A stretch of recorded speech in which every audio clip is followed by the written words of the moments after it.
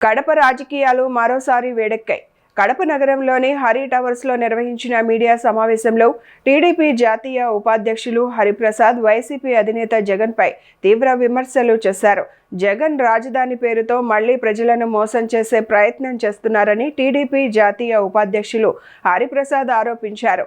అధికారంలో ఉన్నప్పుడు 3 రాజధానుల పేరుతో ఏపీ ప్రజలను తప్పుదోవ పట్టించారని, ఇప్పుడు కొత్త పేర్లతో మరో డ్రామాకు తెరలేపుతున్నారని విమర్శించారు. రానున్న ఎన్నికల్లో ప్రజలే వైసీపీకి తగిన గుణపాఠం చెప్తారని, ఆ పార్టీకి ఒక్క సీటు కూడా దక్కదని వ్యాఖ్యానించారు. పులివెందులకు సాగునీరు అందించిన ఘనత సీఎం చంద్రబాబుదేనని పేర్కొన్న హరిప్రసాద్, రాయలసీమ అభివృద్ధికి స్పష్టమైన విజన్తో కూటమి ప్రభుత్వం ముందుకు సాగుతోందన్నారు. అని చెప్పిన వ్యక్తి 2020 అసెంబ్లీలో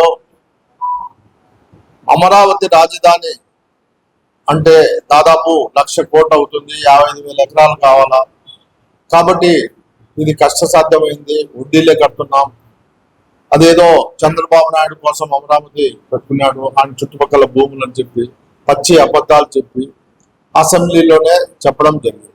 ఆ దినం ఏమని చెప్పారంటే 3 రాజధానులు ఉండాలా, 1 జ్యుడిషియల్ రాజధాని కర్నూలులో, 2 ఎగ్జిక్యూటివ్ రాజధాని వైజాగ్లో, అదేవిధంగా లెజిస్లేటివ్ రాజధానిగా అమరావతి పెడతామని 3 రాజధానులని చెప్పి ప్రజలను మరొకసారి మభ్యపెట్టి దాదాపు 500 కోట్లు వైజాగ్లో ఖర్చు పెట్టిన వ్యక్తి. ఆ దినం అధికారంలోకి వచ్చిన వెంటనే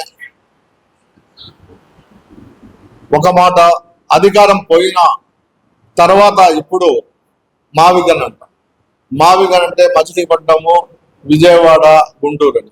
అంటే ఎన్ని మాటలు ప్రజలను మోసం చేస్తావు జగన్మోహన్ రెడ్డి నేను అడుగుతున్నాను. ఎందుకంటే మాట తప్పును మడమ తిప్పునన్న వ్యక్తి ఈ దినం ఇన్ని మాటలు మడమ తిప్పావు, మాట తప్పావు. 5 కోట్ల మంది ప్రజలు నిన్ను చీ అని చీకొట్టినా ఇంకా సిగ్గు లేకుండా మావిగన్ అంట, ఆగన్నంట, ఈగన్నంట పేర్లు చెప్తున్నావు. ఇది చాలా దురదృష్టకరం. ఇటువంటి నాయకుడు ఆంధ్రప్రదేశ్ లో 11 సీట్లు కాదు కదా, 11 1 సీటు కూడా ప్రజలు రాలేకుండా చీకొడతారనే దాంట్లో ఏమాత్రం